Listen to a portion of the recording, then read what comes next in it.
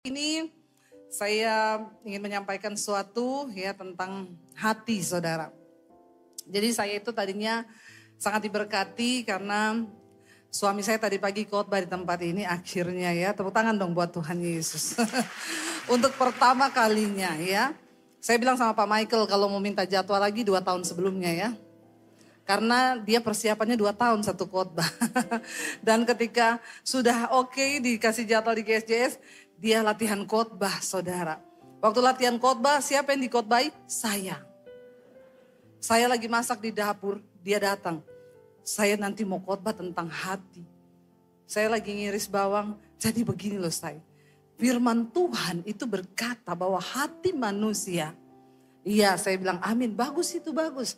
Saya ke kamar mandi diikuti. Jadi hati itu, saya tahu hati. Terus kemana saya pergi dia ikuti. Jam 12 malam saya udah mau tidur. Jadi gini saya, di dalam kitab Ibrani, tapi ini udah jam 12 malam. Hati saya sudah tertutup. Karena saya mau tidur, sudah ya besok lagi.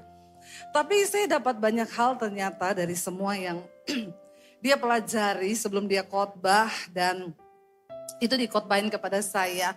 Bapak Ibu, firman Tuhan itu pasti membawa sesuatu dalam hidup kita ketika kita nangkep, amin. Siapapun yang menyampaikan firman itu ketika kita nangkap benar-benar ada sesuatu yang luar biasa. Padahal suami saya itu menyampaikan sambil saya masak, sambil saya cuci piring, sambil saya ngapain gitu. Dia ngomong terus. Dan ternyata itu masuk di dalam hati saya gitu loh. Dan hari ini saya mau sampaikan tentang ujian hati. Kenapa? Hati kita tuh harus diuji setiap hari, setiap saat, setiap waktu. Karena Tuhan itu Tuhan yang melihat hati. Coba saudara lihat kanan kirimu. Lihat dulu mukanya. Kanan kirimu. Coba beri senyum. Lihat kanan kirimu, jangan lihat saya. Kasih senyum yang termanis. Saudara kan hanya bisa melihat wajahnya kan.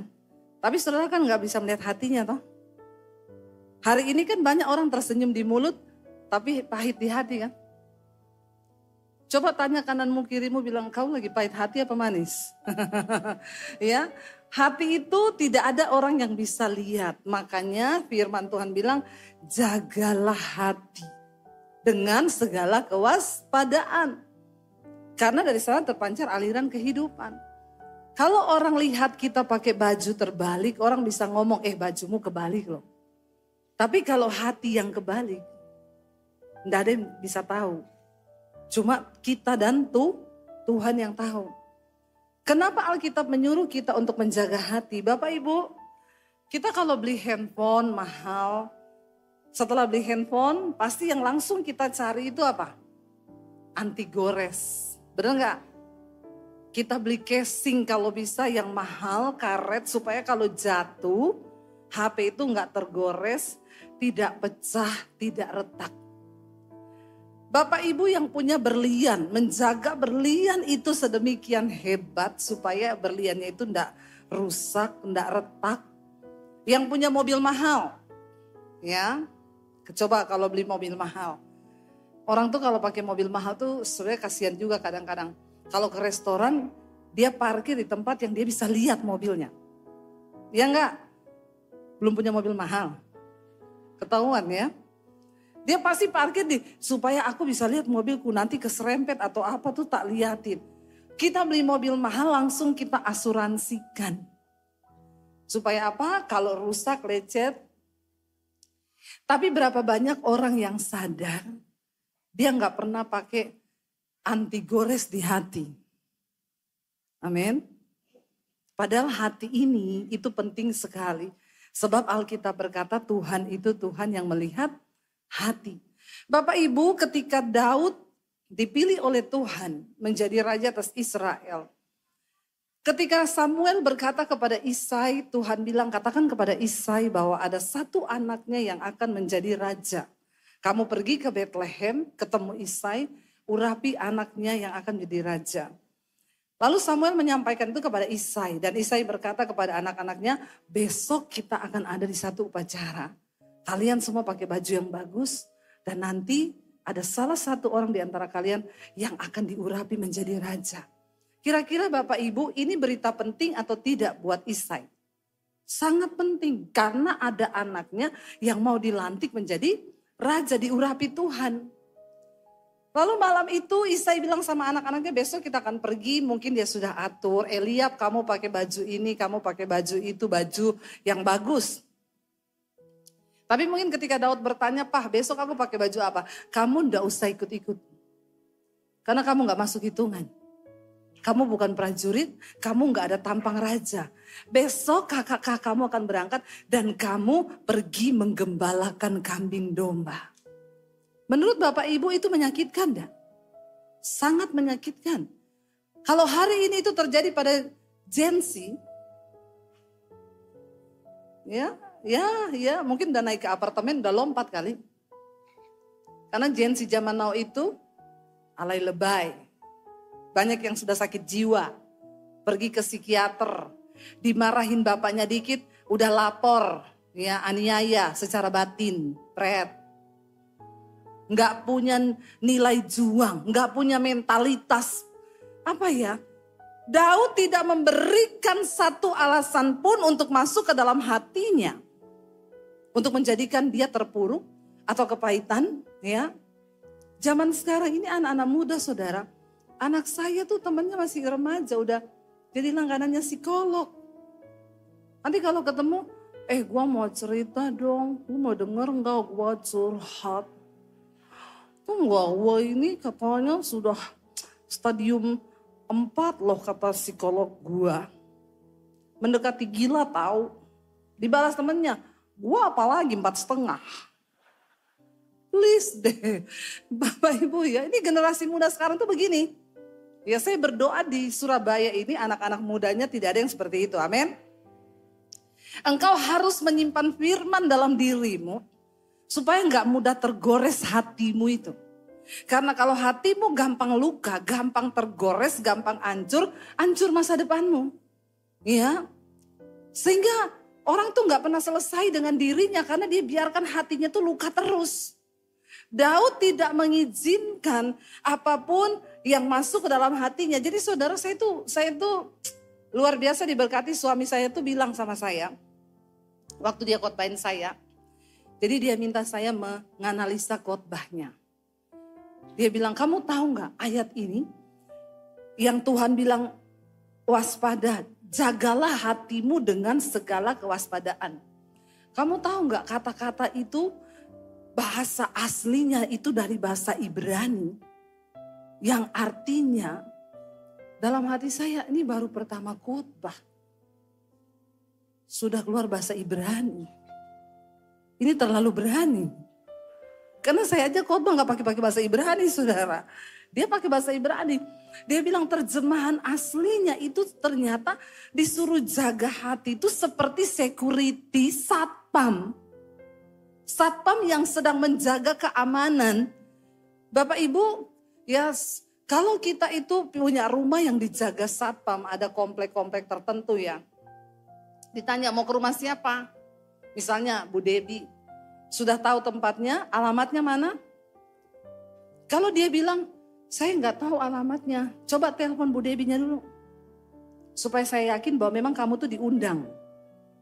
Lalu dia misalnya telepon, Bu minta alamatnya, oh ini blok C nomor ini ya. Oh iya betul, ada perlu apa Pak?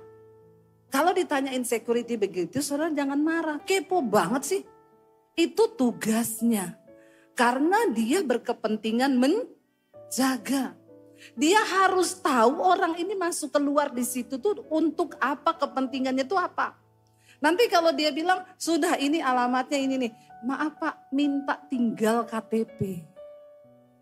Itu sampai seperti itu menjaganya untuk keamanan. Nah Alkitab bilang kita tuh jaga hati itu seperti itu.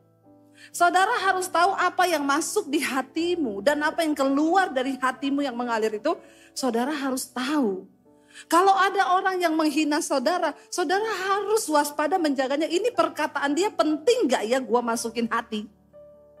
Amin. Jangan engkau sembarangan menelan mentah-mentah omongan orang, lalu kau masuki hati dan itu mempengaruhi karakter. Sebab Tuhan itu Tuhan yang melihat hati. Coba kita lihat 1 Samuel, kita baca bersama. Baca 1 Samuel pasal yang ke-16 ayat yang ke-7. Waktu akhirnya saudara, semua anak-anak Isai lewat kecuali Daud, karena Daud tidak diizinkan datang. Lalu ketika Samuel melihat Eliab kakak Daud yang tertua, dia berkata dalam hatinya begini, sungguh berdiri di hadapan Tuhan orang yang akan diurapi menjadi raja. Ketika Tuhan mengetahui hati Samuel berkata seperti itu, Tuhan berfirman, Samuel. Coba baca bersama, dikatakan di sana apa? Janganlah apa? Pandang, tetapi berfirmanlah Tuhan kepada Samuel, janganlah pandang parasnya atau perawakan yang tinggi, sebab aku telah menolaknya. Bukan yang dilihat manusia, yang dilihat Allah. Manusia melihat apa yang di depan mata, tetapi Tuhan melihat hati. Kenapa penting hati saudara? Sebab Tuhan tidak lihat merek jam tanganmu. Tuhan tidak melihat perhiasan yang kau pakai. Tuhan gak melihat apapun yang ada dalam tubuh kita ini yang di luar. Tapi Tuhan tertarik dengan sesuatu yang ada di dalam, yaitu hati kita. Jadi jangan habiskan uangmu, tenagamu untuk sesuatu yang hanya bersifat sementara yang ada di luar diri. Tapi kita mesti konsen untuk manusia rohani kita yang ada di dalam, yaitu hati kita. Lalu ketika Samuel tanya sama Eli kepada Isai, sudah ini semua anakmu? Lalu Isai bilang, ya ada sih satu ya, tapi dia gak ada tampang raja. Dia bukan prajurit. Lalu Samuel bilang, panggil dia, karena kita tidak akan memulai acara ini kalau dia tidak datang. Tuhan melihat hatinya Daud. Waktu hatimu berkenan kepada Tuhan, sekalipun orang mencoba menghalangi engkau, dimanapun orang mencoba menyembunyikan engkau, dimanapun orang mencoba menghentikan langkahmu, Tuhan akan mencari engkau. Dan dia akan angkat tinggi hidupmu waktu hatimu berkenan kepada Tuhan. Kenapa kita harus uji hati kita? Karena Tuhan melihat hati. Yang kedua Bapak Ibu, kenapa kita harus menguji hati dan hati kita perlu diuji oleh Tuhan? Karena doa kita itu didengar atau tidak oleh Tuhan tergantung sikap hati. Buka bersama Mazmur 66 ayat 17 sampai ayat yang ke-18. Mazmur 66 ayat 17 dan 14. Firman Tuhan, Daud berkata begini, baca 1, 2, 3. Kepada Tuhan aku telah berseru dengan mulutku. Kini dengan lidahku aku menyanyikan pujian. Seandainya ada apa? Niat jahat dalam hatiku. Tentulah Tuhan tidak mau mendengar. Daud sangat mengerti Bapak Ibu, dengan cara apapun engkau berdoa. Mungkin kau puasa 40 hari 40 malam. Mungkin sudah puluhan tahun kau berdoa. Saya sering kali mendengar orang bilang, Bu saya sudah berdoa puluhan tahun, kenapa tidak dijawab? Maaf, jangan mimpi dijawab. Didengar sama Tuhan pun tidak. Makanya Yesus berkata kepada semua orang pada zaman itu, dia bilang, kalau engkau datang ke rumah Tuhan, kalau kau datang ke GSJS untuk mempersembahkan pujian, untuk mempersembahkan korban, untuk memberi kolekte, untuk beri perpuluhan, untuk beri apapun, ingat dulu apa yang ada di dalam hatimu tentang saudaramu.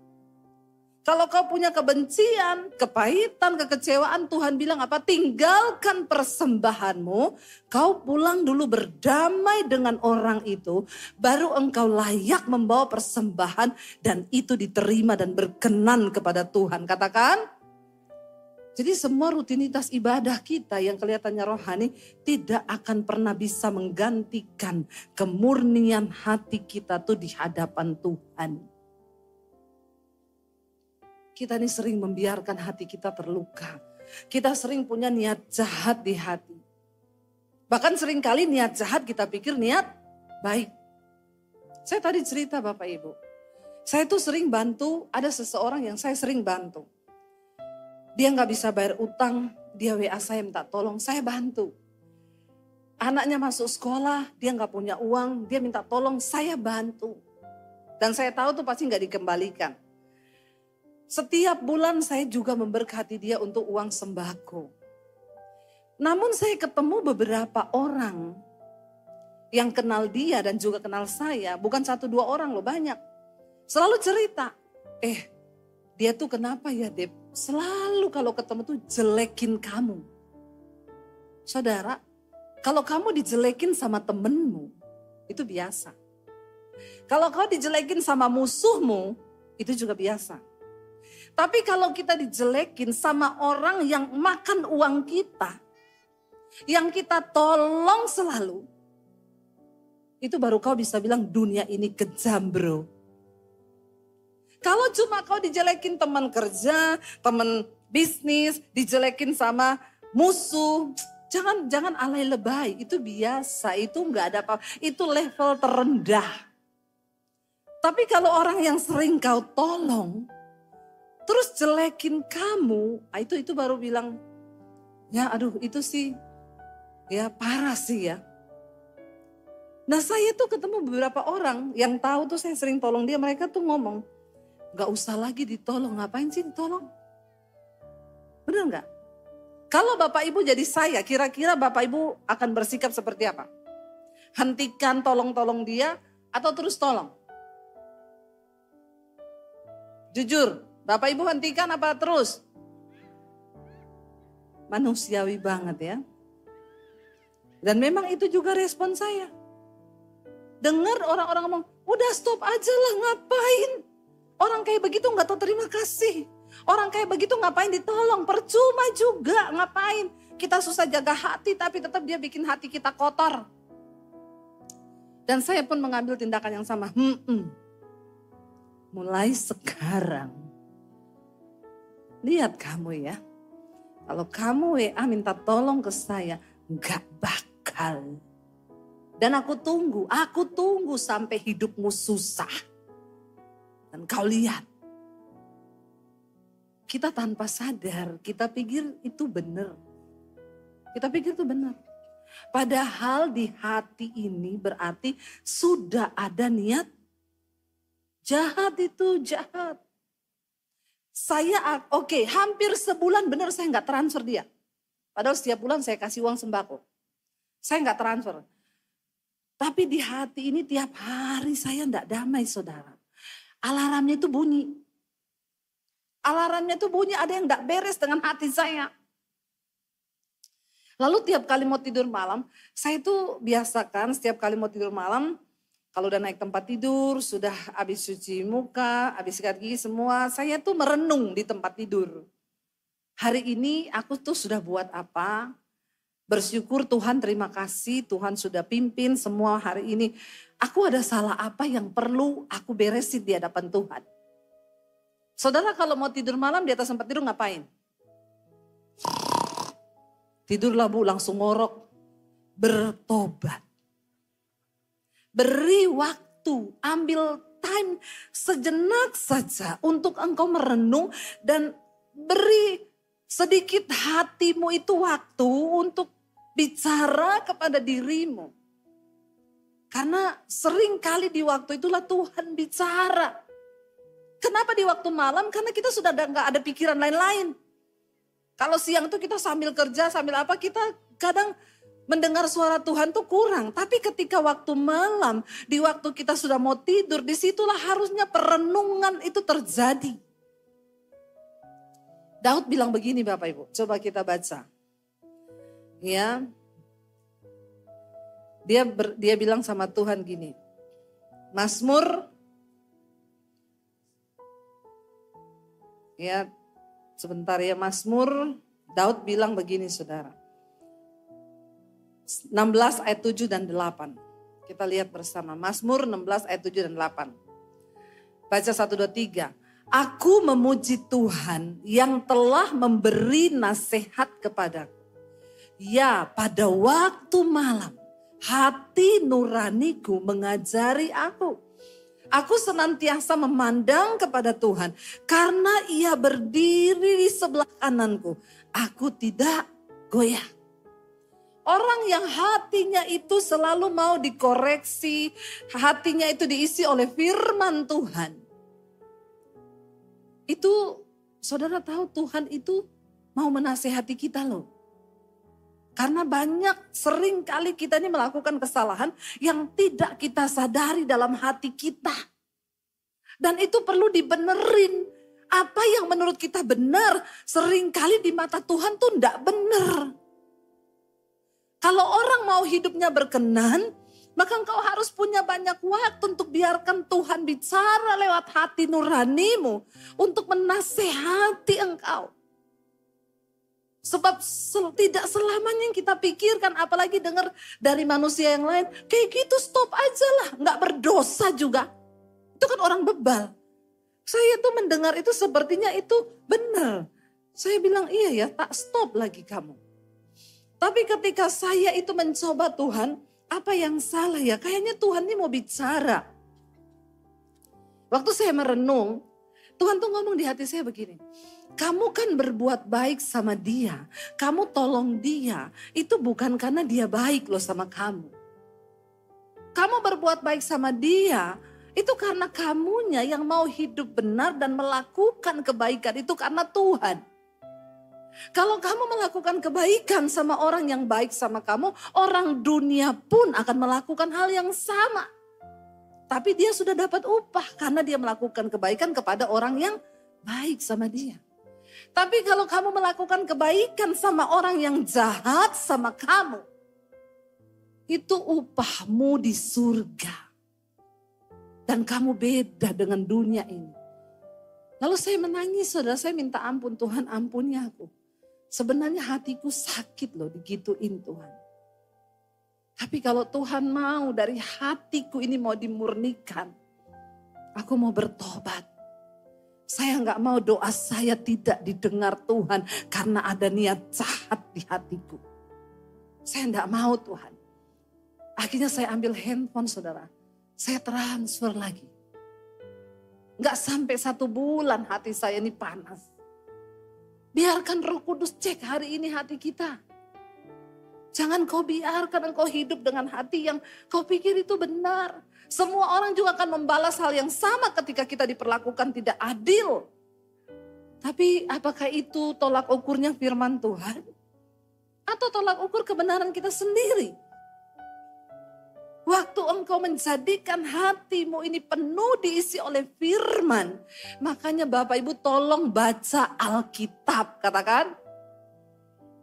Orang Kristen zaman sekarang itu udah jarang baca Alkitab. Itu sama dengan kau pergi perjalanan jauh yang kau belum pernah tahu tempatnya. Dan kau pergi tanpa peta.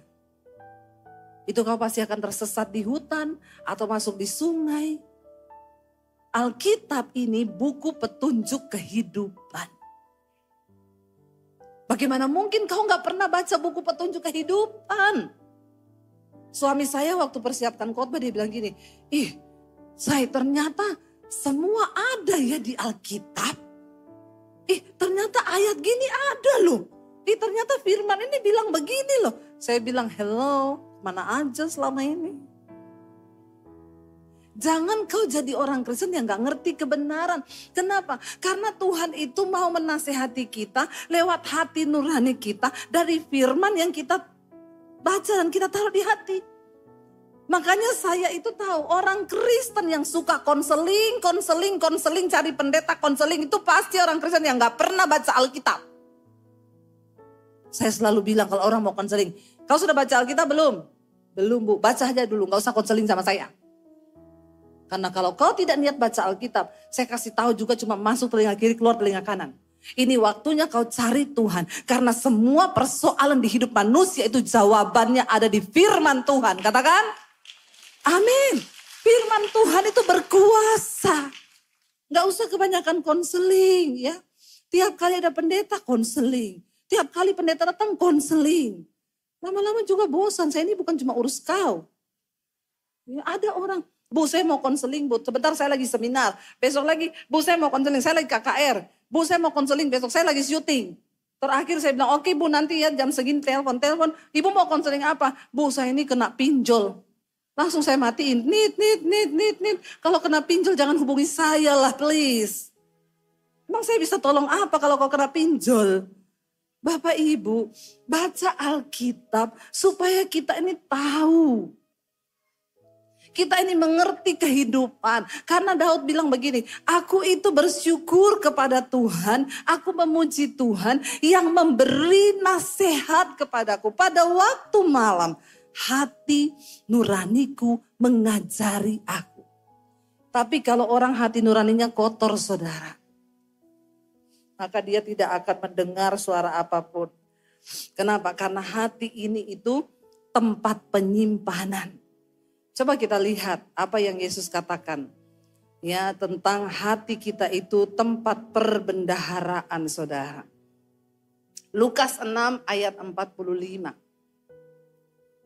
Kita baca di sana apa yang Yesus katakan, baca 1, 2, 3.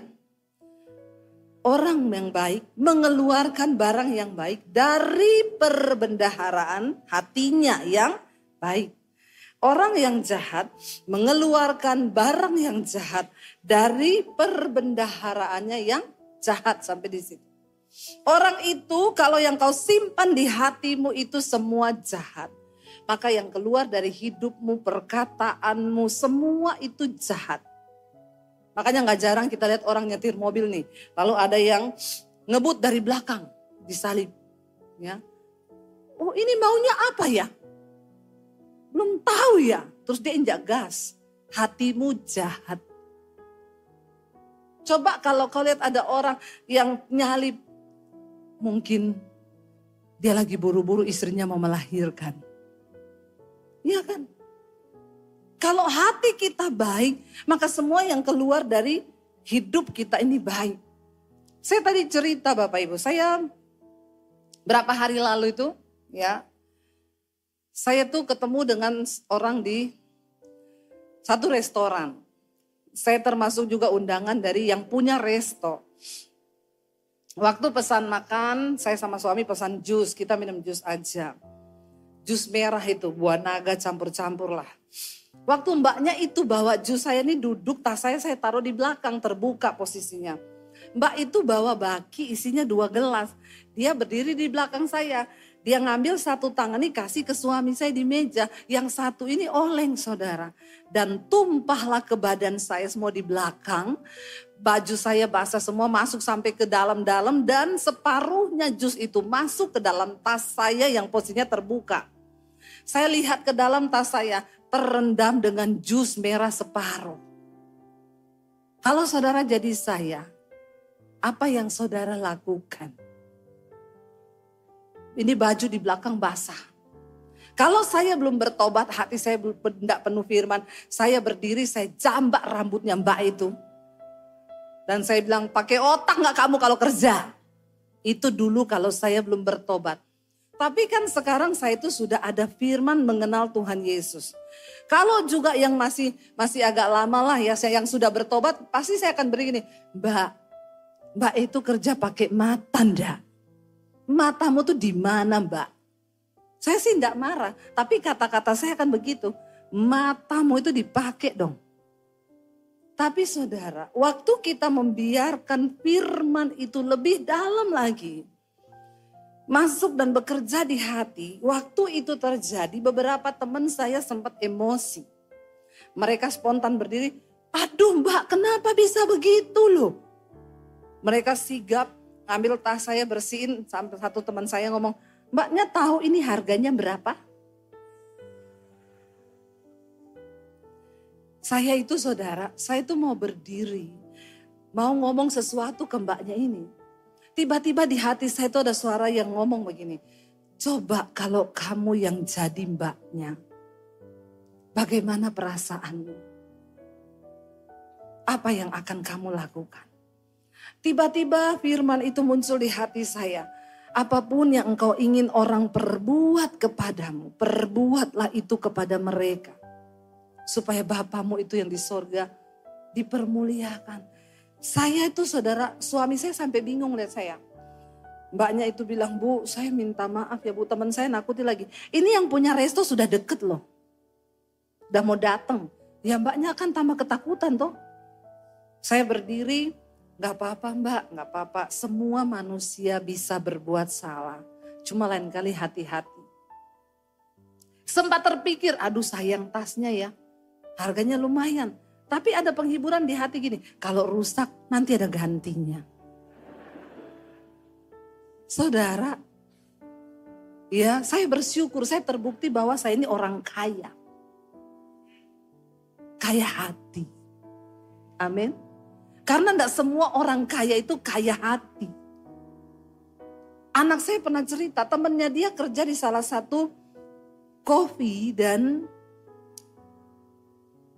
jadi dia itu ngomong ke anak saya, bilang saya itu stres, saya ini ada masalah. Kenapa? Saya di rumah menghadapi papa mama yang tiap hari berantem dan mau bercerai. Jadi saya ini tertekan. Karena itu saya terganggu dalam bekerja. Lalu ada satu ibu pesan kopi, kebetulan dia yang bikin. Cuma salah campuran susunya. Tapi kebetulan kena sama ibu-ibu yang belum kaya tapi sok kaya. Sombongnya minta ampun.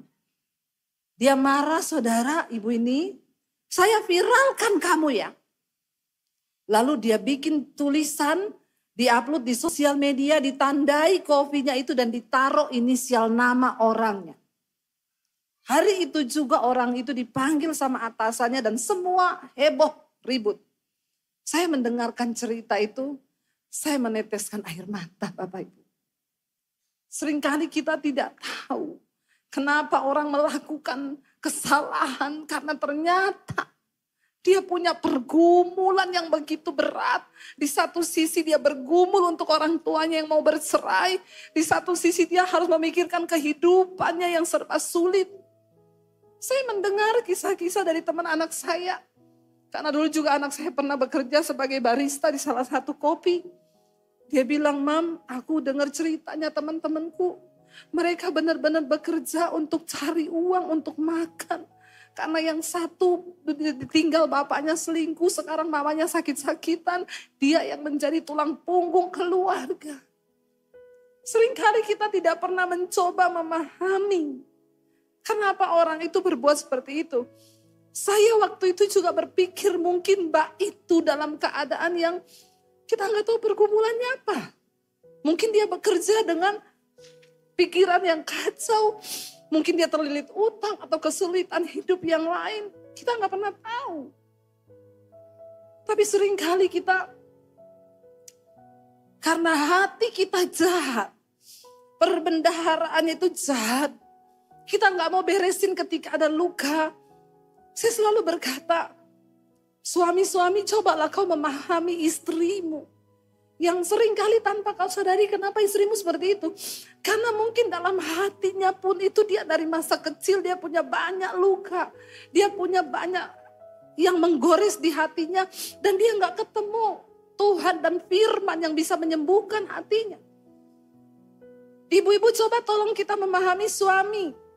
Mungkin karena setiap orang itu pasti punya rahasia hati. Yang dia tuh gak bisa cerita ke semua orang. Saya belajar, seringkali kita menghakimi anak-anak kita.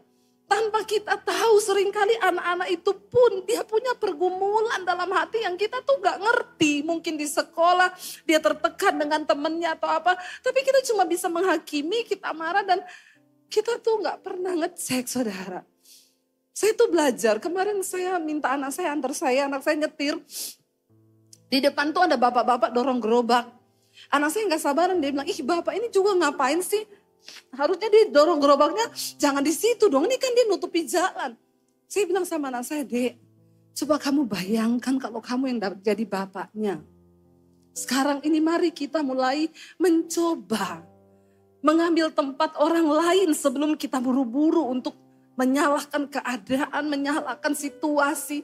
Kenapa banyak pertengkaran terjadi dalam rumah tangga, suami istri saling menyalahkan, anak saling menyalahkan.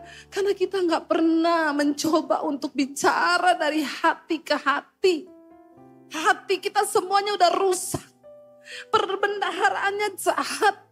Suami terluka dengan masa lalunya, istri terluka dengan masa lalunya, anak-anak juga terluka. Lalu apa yang sedang dihasilkan saudara? Kita semua butuh Tuhan dalam hidup ini. Kita butuh Yesus yang bisa menyembuhkan semua hati kita.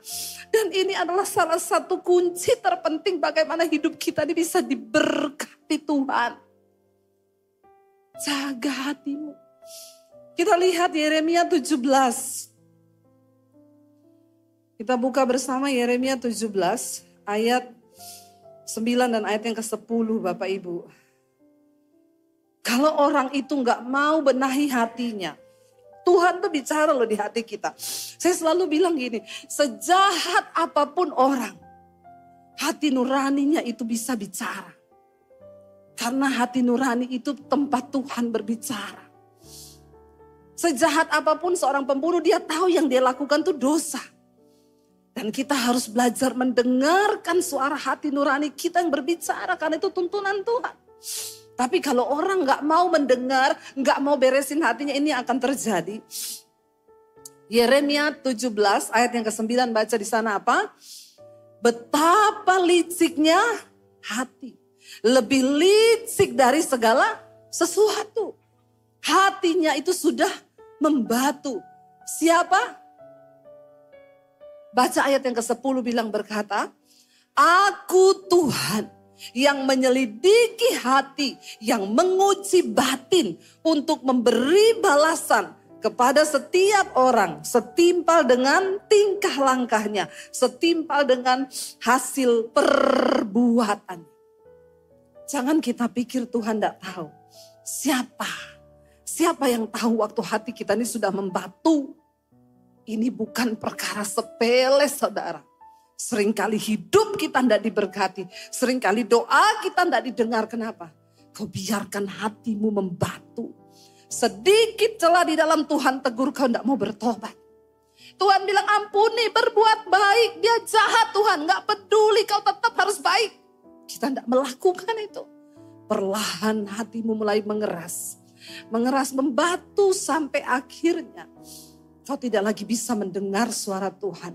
Makanya Yesus berkata, di akhir zaman orang yang kudus akan makin kudus. Tapi orang jahat akan semakin jahat dan akan bertambah jahat.